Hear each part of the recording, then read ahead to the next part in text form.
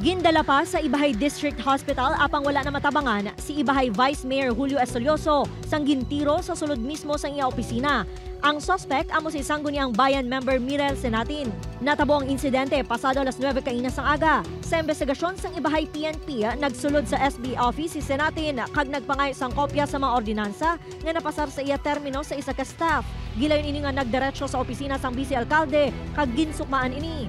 Vice, ano ang salaki mo? So, ibig sabihin po, Vice, anong kasalanan ko sa'yo? And then, without apparent reason, he drew his firearm and shot the victim, hitting him on the left chest. Nakaagom sa mga pilasa nagkalain-laing nga bahin sang lawas ng biktima, apang may-ara ini sang patal nga pilasa na wala nga dughan.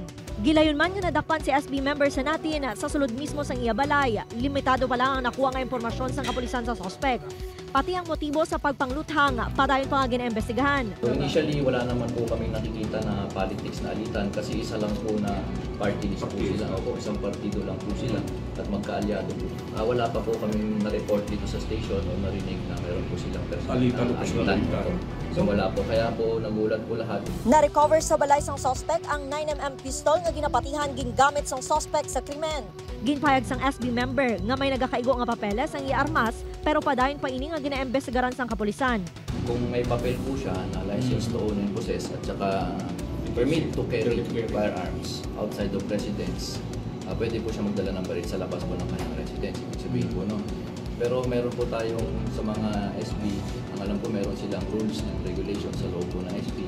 Kung, lalo na po kung may session po sila sa pagdadala ng firearms. So apparently wala akong session kanina. Ginaprepara na ang reklamo nga murder batok sa suspect. Wala sang CCTV sa session hall sunod sa kapulisan. Ginkasubo naman sa alkalde sang banwang insidente. Nagpasalig ini nga magasuporta sa investigasyon sang kapulisan.